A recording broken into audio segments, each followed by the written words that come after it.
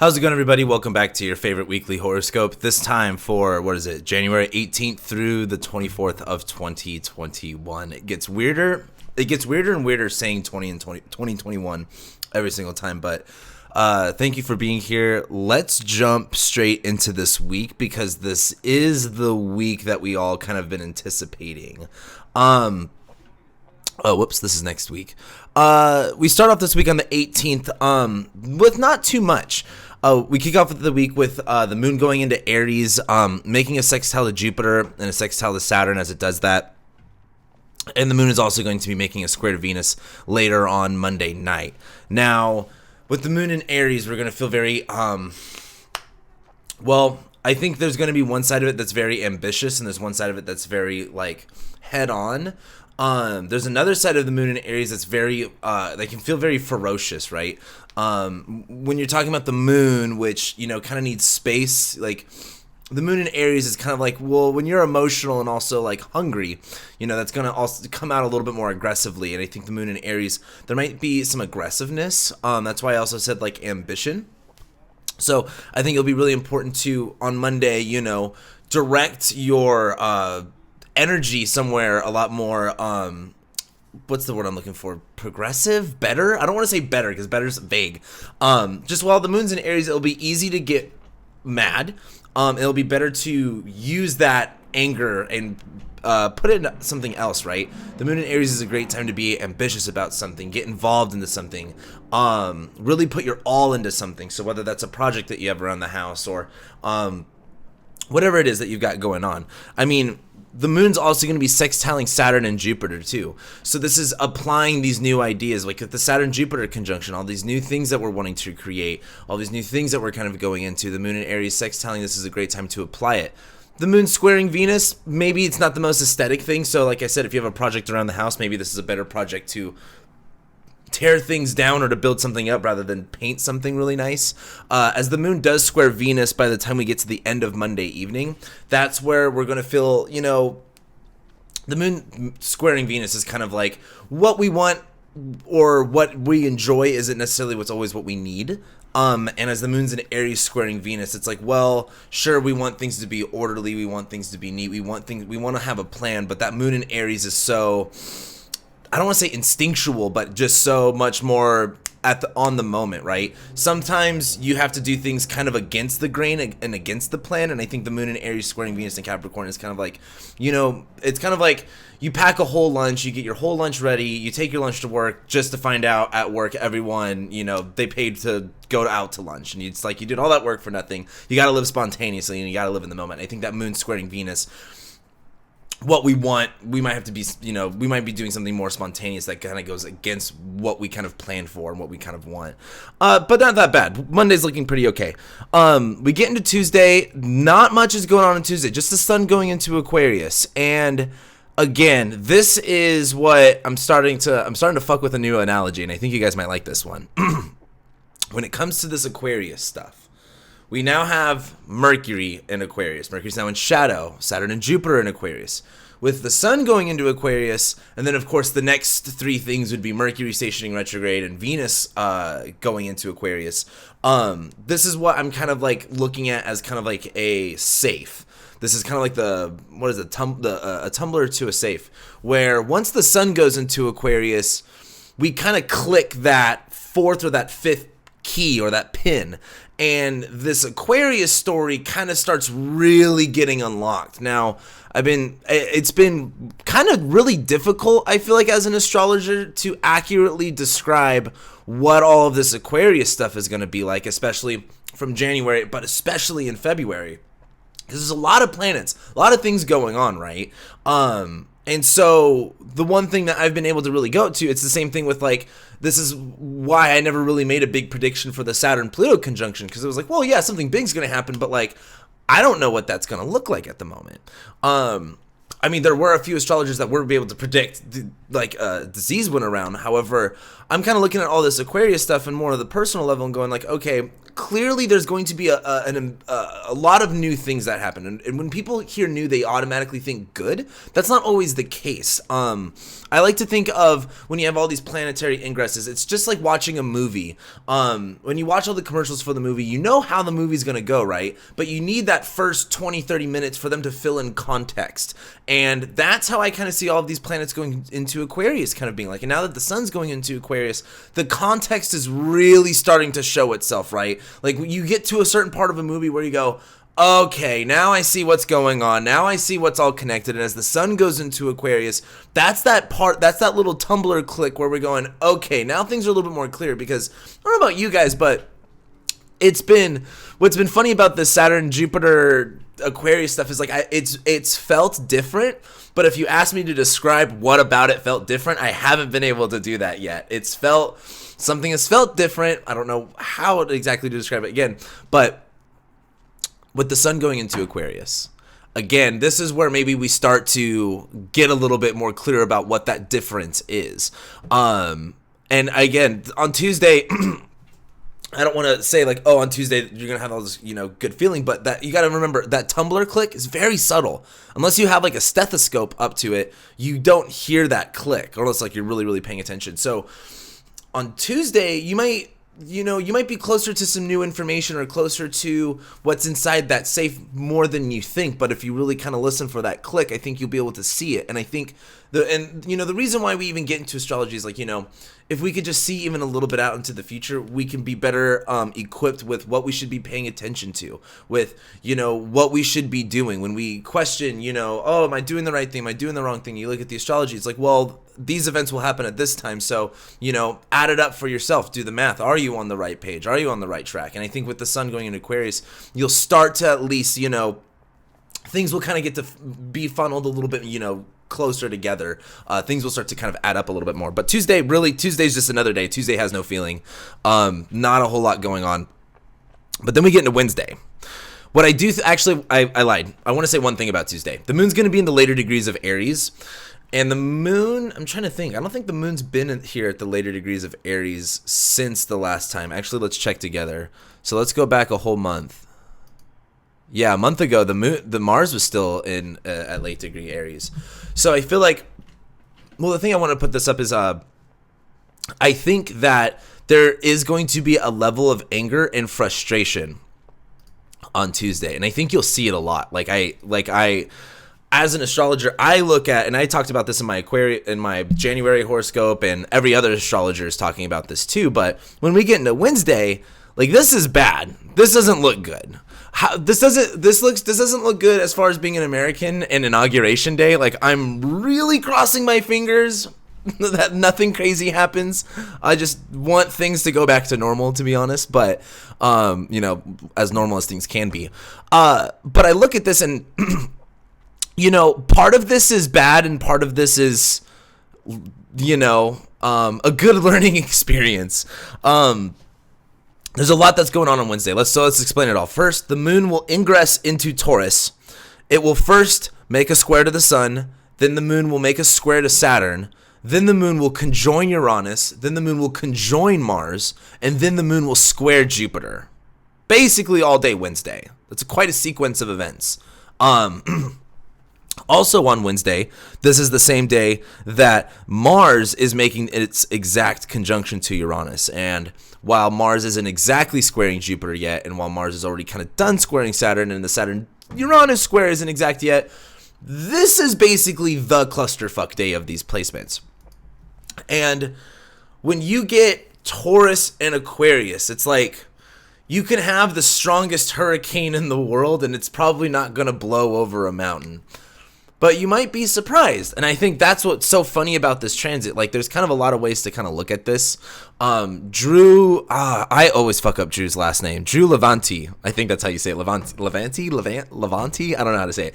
Anyway, great astrologer. He has a Twitter oh gosh, I'm going to fuck up his @name. Just look up Drew Levanti on Twitter. He's an incredible astrologer, and he brought up something that I really liked. He said, Uranus isn't necessarily like unpredictable. Like, that's what we're kind of doing here with predicting stuff. It's much more shocking.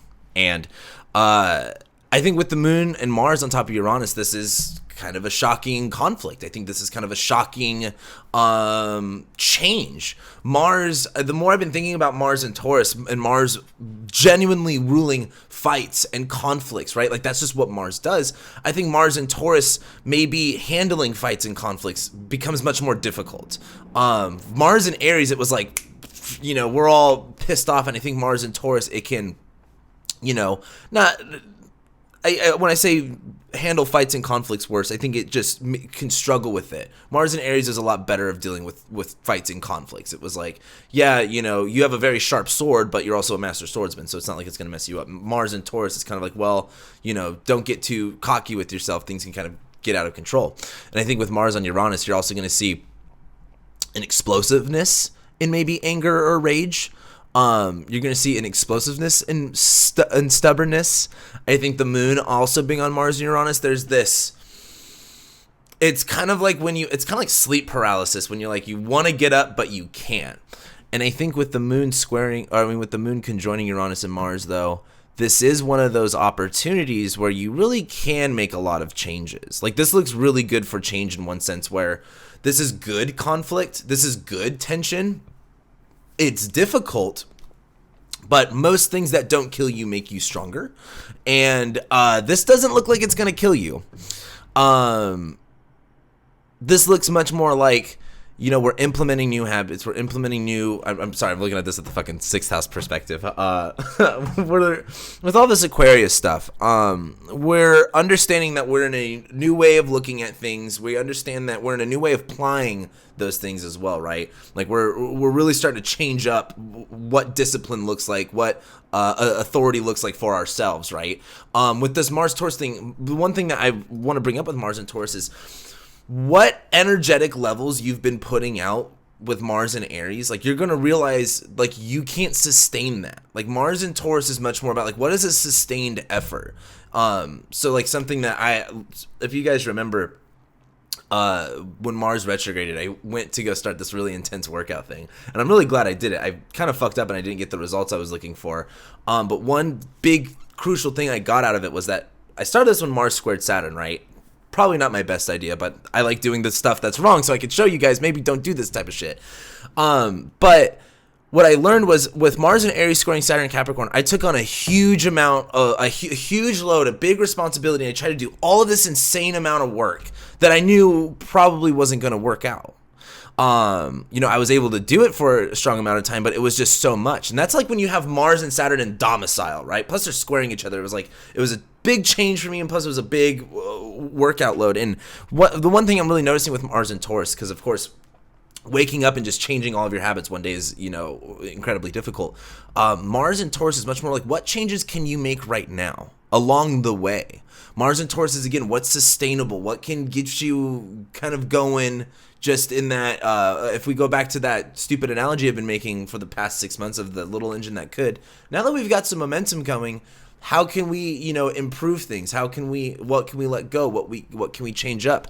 And I think with Mars on top of Uranus here, this is a really good day to be innovative, to switch things up, especially in areas too where you're stagnant and you're stuck. Because remember, Mars is squaring Saturn right now. Yes, okay, Mars is done squaring Saturn exactly, and it's now separating. We're only going to get more energetic and feel only more better from here on out. But Mars is still in detriment, and it's still squaring Saturn from Saturn's sign, right? Zodiacally.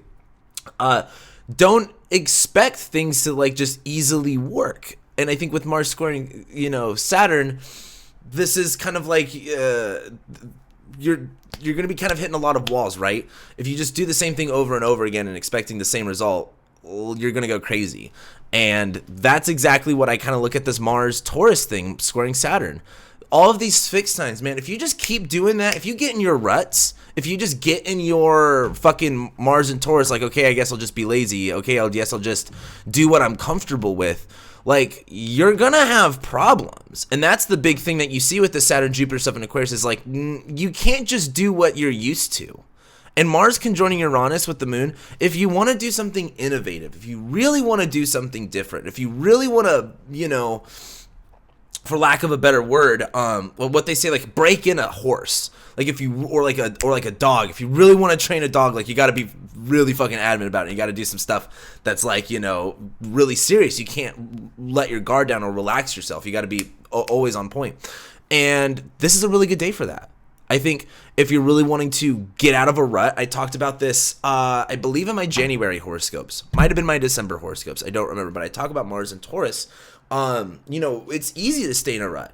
But when you get out of that rut, it's not like you can make a jolt. Mars and Taurus has to like turn, and then the weight of it has to go along with it. It's kind of like drifting almost in a sense. But as Mars conjoins Uranus, expect, you know, that's also... You know, if we're thinking classical type Mars-Uranus stuff, we're thinking revolt, we're thinking random conflicts and fights, we're thinking sudden impulses to do something. This is also squaring Saturn, though, so this is definitely, this looks, I don't want to say unsuccessful, but this looks, you know, very much put in certain parameters. And I would, again, I think with the reason I think we're kind of all here in astrology is we want to be better people, and we want to better understand ourselves. And I think with this Mars squaring Saturn stuff, it's that, you know, yeah, it's bad on paper, right? But like there's certain bad things that you could turn into good, useful stuff. And with this what this Mars-Uranus conjunction squaring Saturn is a good time to do is like if you really want to change a habit and get into a new groove with something, that's a good time for it. I think too, what you'll end up seeing though, or especially with just Mars and Taurus, what you're used to being consistent with, what you're used to consistently doing, change it. It's super important to know what houses Taurus and Taurus and Aquarius rule in your chart. But this is the time to like, I mean, I don't know about you guys. God, all of this air stuff though, I have been so deep in learning a bunch of new shit. And all this new Aquarius stuff that's going on, all this new information that's going on for you, like this is kind of the time to be like, hey, this is now, I now need to make this transition. I mean, you can even see that in the whole presidency thing too. There's going to be a transition on that. There's a transition on Tuesday, or my bad, on Wednesday. And it's just one of those things that has to happen. It's going to be difficult. It's not going to be a fun. Like I'm learning so much more about like, you know, dieting and exercise right now, and none of it sounds exciting to be honest with you. But it's something that I know personally I have to do. I really have to bring up my health right now. But let's talk about Thursday, because Wednesday really requires an intervention. Wednesday really acquires your full attention, which I like. You know, it's not every day you get some cool astrology that you're really involved with. This is one of those days. But then we get to Thursday, and what I like about Thursday is that, you know, the moon is now separated from Mars and separated from Saturn. So if we think about it, the moon, this is what's cool. The moon, its last aspect would have been, let's see, a square with Jupiter. So it would have separated from Mars. It would have then squared Jupiter. And now by, what is this, 8 p.m. Pacific Standard Time on Thursday, the moon will be separating from Jupiter and applying to a trine with Venus from the moon's exalted sign of Taurus. And then after that trine with Venus, later on Thursday night into Friday morning, the moon will make a square to Mercury. And I really like this. This is the moon in Taurus, where after, you know, we kind of make those uncomfortable adjustments, you know, you can find a new place to get comfortable, right? Like get comfortable in the uncomfortability. But I think with the moon trining Venus, if we have a plan, like there's another example I had of this quote, but if you know me personally, I talk a lot about this stupid movie, but there's a stupid movie called Storks. It's a kids movie, and it's about it has Andy Samberg as like the lead vocalist, the main voiceover. Anyway, they have this saying, it's just make a plan. The quote for their package company is make a plan, stick to the plan, always deliver. And that's how I really look at Venus and Capricorn. There's this value to, you know, planning. There's this value in this enjoyment into creating structure. And I think as the moon's in Taurus, it's looking for that comfortability. You got to remember, now that we're out of that one rut, we're going to try to find another rut. And this is a really good time to get into a different rut. Not to say that, you know, get into a different bad habit, but more so get into, something consistent that's going to be better for you. And the moon's still going to be in Taurus, making that trine to Venus. This looks really good for connecting. This looks really good for embracing. This looks really good for, creativity, fun, newness. This looks, I don't want to say refreshing, but this looks very nurturing. It looks very earthy is a good way to look at it too. It's very whole as another way to look at it. And so Thursday looks like, after Wednesday's kind of chaotic, in other words, intervention, Thursday it looks like some peace starts to really get made. The only issue I do see is, sure, the moon's trining Venus, but with the moon leaving Venus and then going up to a square with Mercury, there's this. The moon's in Taurus, Mercury in Aquarius. You're only going to change so many minds, right? Like, this is why I try not to. I haven't been tweeting that much because, well, the one thing on Twitter that's really funny is people just try to change people's minds on Twitter, and it's just like, you might as well try to get a horse to drink water because it's not going to happen. But I think the moon in Taurus squaring Mercury in Aquarius is definitely, how you're feeling is definitely going to clash with maybe where your mind's at or where your mind wants to go. And I think the moon squaring Mercury is more of a time to turn your brain off and turn your thoughts off.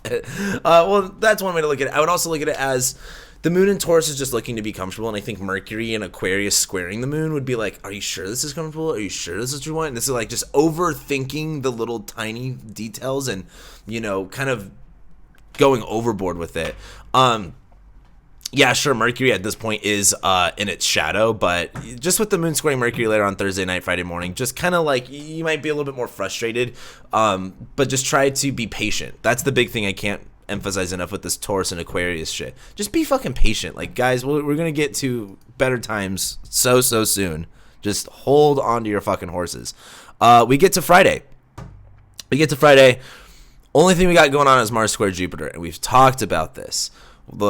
Again, I can't emphasize how good of analogy that Lebanon explosion was. Mars squaring Jupiter. This is doing it too much. And this is bad. That explosion, that was Mars and Aries squaring Jupiter and Capricorn. That was like, sure, you might be taking on more than you can handle, but it's Mars and Aries. You'll figure it out. This is Jupiter and Aquarius squaring Mars and Taurus. This is like the ultimate, what's that trope where you get like the high school football star that ends up, who's now like a dad in his 40s, tries to like be athletic again and then like breaks his or like shatters his knee or something like that. Like, that's this Mars and Taurus squaring Jupiter and Aquarius. Things are great in moderation, and I think Mars squaring Jupiter is like, if you try to do all of this new all at once, it's not going to work. Like, Mars and Taurus it's going to take some time. You have to be patient. Like, that's why I brought up my personal story, especially with my workout thing, because I try to do it all at once, right? And the Mars squaring Jupiter, you could try to do that again, but this time, why I'm also saying it this time is Mars is in detriment. Like, this doesn't look that, don't overload yourself, because Mars does not need to be overloaded when it's in a sign of detriment. But what Mars does need to do is Mars needs to be patient. Sometimes we look at Mars and Taurus like, oh, this can be bad, but sometimes being patient, especially with our anger or especially with fighting with someone, can really help ourselves. And that's what I do like about Mars and Taurus. It's very, it will wait a while. It will build. It's like a volcano. It takes a while for shit to really blow up. But as Mars squares Jupiter, don't take on too much. I think a healthier way to deal with Mars squaring Jupiter would be like really planning is another good. I can't emphasize planning enough. Jupiter squaring Mars, be like, okay, how can we do things better, right? Mars is in Taurus. We're not going that fast. It's kind of like, well, if you got time to kill, why don't you go clean something? If you got time to kill, do this. You got time to kill, do that. That's the same thing with this Jupiter square Mars. Just how can you be more efficient? Sure, you're going slow, but that doesn't mean you can't get more done. Or another way to look at it too is, if you want things to go fast right now, it's okay. They're not going to go fast. They're going slow, and it's okay for things to go slow, but just be patient. And I think Jupiter squaring Mars, be more, get into meditation. Be more mindful of where your energy is at and where you put your energy to, because Mars in Taurus is so inefficient with its energy, and Mars in Taurus needs to be much more conservative, much more slow with its energy, not so, Mars in Aries, like putting it there. This is so much more about consistency. Again, these are fixed signs. Don't just try to jump and do everything all at once. Build layers on top of shit right now. I think that's the biggest thing that you can kind of do with all of this squared energy, because it kind of just sucks either way. That's Friday. Then we get to Saturday. Saturday's a game changer, in my opinion. Well, I'm sure other people have the same opinion. So we get to Saturday. Moon goes into Gemini. Look at that. It starts to trine Jupiter and Saturn and the Sun. The Sun and Saturn conjoin each other, and Saturn has its little Cazimi. We get that for the year. And we have Venus sextiling Neptune. Now, before we fuck the Moon for a second, I really want to talk about the Saturn Sun Cazimi, because I've been wanting to talk about this since like last year. So what's important about... so let's think about March of last year when Saturn entered Aquarius. We were already in Pisces season. The Sun had already went into Aries, and then like Taurus and Gemini when when Saturn was in Aquarius. And when you get Saturn conjoining the Sun, right? When you get like a Saturn Cazimi, this is really kicking off. Like, this is the official, when they get a celebrity to throw the first pitch of the baseball game. That's the Sun Saturn conjunction, and here we are introducing, like, this is where the tumbler safe really starts clicking away, and you know that you're only one or two more steps away from what's inside. That Sun Saturn conjunction is going to introduce, because this is Saturn's sign, and Saturn's been Saturn's been going through a lot of shit. This is the Sun purifying Saturn's energy. This is the Sun glorifying Saturn. This is where we'll really get to know what the fuck the Saturn and Aquarius transit in your life is going to be like for the next 3 years. You'll really know it by then. Of course, it'll change throughout that time, but this is where things will kind of start to set in stone, and will definitely be far from the past, much more in the now.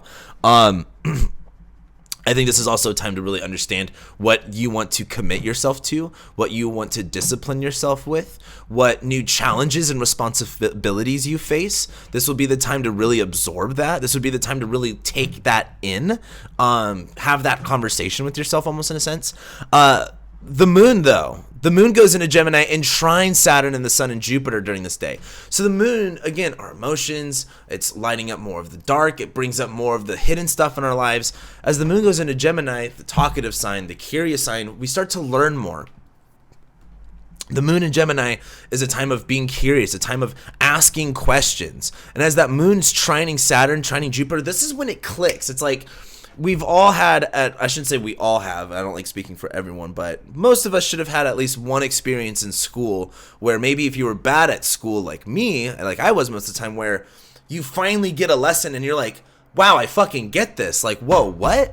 Like that was me for like, I did honors geometry in freshman year and I failed, and then it was like my sophomore year when I redid geometry, it all clicked for me, and it was so different. And I feel like with the Moon in Gemini trining the Saturn, this is where things start really clicking again. This is where you actually start, like, you fucking get it, and like that's exciting. That's good news. We want things to click. The big thing with this Aquarius stuff is this is all about new information. This is all just taking in that information, right? Information can change. We can go here, we can go there. But the feeling of having things click and things really starting to, make sense, I think that will start, again, get the gears rolling in other areas in your life to really start going like, oh, wow, okay, if this makes sense here, what does that look like moving forward? You know what I mean? Now that you understand this, what does that mean for you? And Venus is going to be sextiling Neptune. This is cool. I like this. This just looks fun, if anything, but it's not really the most major thing, but I just didn't want to mention it because I think the most thing that's going to be taking our attention away is really the Sun, Saturn, Cazimi, along with the Moon, but the Venus-Neptune sextile is nice. Then we get to Sunday. We're going to be having the Moon conjoining the North Node while it trines Mercury. Again, Sunday's looking fantastic. Sunday... I shouldn't say you should journal, because I keep telling myself I need to journal and I don't. I should journal, but if you journal, Wow, Sunday's a really good day to journal. The moon is going to be conjoining the north node, where we're going to feel very like wanting more information, wanting to consume more information, wanting to just have a better understanding of things. And of course, you want to look at where Gemini rules in your chart, whether that's your 10th house or your first house or your third house, wherever Gemini is, that's where you're going to be feeling really called to like learn, to understand, to communicate. And as the moon's trining Mercury, this is again where if the moon before trining Saturn was, oh, this is us getting it clicked and it making sense, this is us applying it in practice. That moon in Gemini trining Mercury in Aquarius. This is us doing the lesson sheet and being like, oh, okay, so it does work, right? This is checking out our math. And so when it comes to Saturday and Sunday, again, this week is kind of up and down. We're kind of over here, over there, well, like most weeks are. But with Saturday and Sunday, Saturday and Sunday with this moon in Gemini transit, this looks really like letting in the breeze into a stale room. If you've been needing that, I think Saturday and Sunday is really going to deliver it. Again, I mean, you'll see it anyway too, just in the media too, with Trump not being president anymore. You're going to see such a change in how things are even played out, how things are communicated, regardless of what your political beliefs are. There, things have just been so amped up over the past 4 years. And I think with this week, you'll be kind of like, again, have you ever been like in a crappy situation and then you leave and and your brain is still there, right? It takes a minute for your brain or your mind to catch up to where your body is. And then when you're at that new place, it's like 2 weeks later, could be 6 months later, you finally go, wow, okay, we're definitely in this new zone. I feel like that's what a lot of this week is. This week is like, we might be moving on, but I think part of our mindset is still left behind and still kind of stuck in the past. And there's going to be some challenges with really accepting where things are at now. And I don't think that's bad. But again, I really think what the universe is trying to say right now, because again, as astrologers, and I suffer. I do this from time to time too. I look at these transits and I go, oh, this is bad. And yes, they're bad. Things can be bad and just be allowed to be bad in the astrology. However, I look at this and it's also like, well, what is this saying? And to me, this says maybe we should slow down. I think Mars conjoining Uranus is kind of like, if you've ever ridden a motorcycle before and you get the speed wobbles, you slow down real fucking quick. If you're like, whoa, we almost, went down real fast. If you don't know speed wobbles on a motorcycle, you should Google it, or you should go ride a motorcycle and feel it, because it's really scary. But this Mars conjoining Uranus, we're going to feel that wobble. And it'll probably be smarter for us to slow down, which is actually kind of funny. When you get speed wobbles, there's actually a saying that's, when in doubt, speed it out. When in doubt, throttle out. And that will actually correct yourself a little bit more. While I feel like that is an appropriate analogy at some other point, because there's some really cool Mars stuff we'll get to later on this year, and I will make that analogy again. I don't think this is the appropriate time. I think also with speed wobbles, you might speed up to get yourself out of it, but you slow down after that because you're scared of crashing and dying. So I think with this Mars in Taurus, if you're wanting to implement changes, or especially the other thing too is if you're not trying to implement changes, let's say you're not doing that. If you're not doing that, you're definitely hitting a lot of walls right now. So you have two choices. Either actually start going, okay, just, working your way towards what do I need to change, what needs to change. But if you're hitting those walls and barriers, that's what's going on. That's the only, advice I'd have for you is like, if you're hitting walls, hitting barriers, you got to change something. But if you're wanting to change something, be patient with yourself. Just do what you can every single day. There's no need to beat yourself up, and there's no need to take on all of the weight and the pressure right now. And that's the thing that Saturn squaring Mars, Mars squaring Jupiter, it could feel like, okay, I guess I'll just take all my baggage. I guess I'll just take all of this weight, even though you can't hold it up. Like, no one's telling you to do that. And we're going to be having a lot, like, again, February is really a transition point. We have January, we have all these changes. February gives us time to catch up. I'm working on the Mercury retrograde video right now. Maybe I'll post it. But I think this Mercury retrograde is really positive. I talk a lot about it in there. I think it's going to allow us time to catch up to all this new stuff. But then we get into like March, and then Mars goes into Gemini on the North Node, and it's trining Saturn and Jupiter. Like, we will eventually be on a really good roll here in like 2 months. But right now, we can't get there unless we go through the changes we have to right now and start implementing something. But instead of just doing things suddenly, instead of, you know, taking it all on at once, do what you can right now, because it's going to build up and compound, especially by the time we get to March. We get to next week. That's this week, but we get to next week. Next week is crazy. Next week, in my opinion, and I'll even kind of go through it a little bit with you guys, because I'm very excited for next week. Because I think next week is the game changer. This week, again, this is, if you've been watching, if you're into TV shows, this is like the dramatic climax, right? This is when we get the story, or we get the thing that we've been anticipating. That's this week. Next week is when we finally get new story. Now that all of that, you know, all of that anticipation stuff that we watched, now that that's over, now we get all this new context. Now we get all this great in-depth storyline. That's what next week is. And if we look at the astrology of next week, we have move on from this shit. We have the full moon in Leo. During the Sun Jupiter Cazimi. I talked about this on Twitter. I think this is probably the first positive Jupiter transit in over a year. Because let's think back to Jupiter and Capricorn. I'm going to talk much more about this next week. But Jupiter and Capricorn, Jupiter went to detriment. Sure, it had its Cazimi, which is a pathetic birthday party.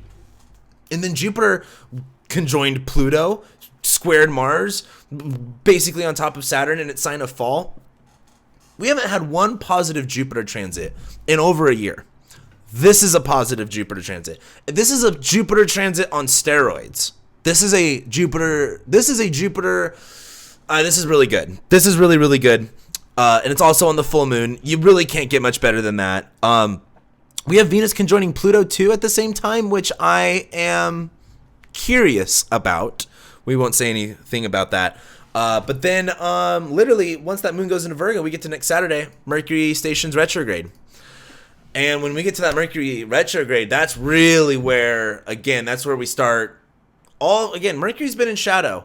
We're learning something new. We're communicating something new. Our mind's going somewhere. We got some ideas that we're cooking up. Once Mercury goes retrograde, then it's time to go over all of this stuff again. So, like I said before, there's a lot of changes that really go on in January.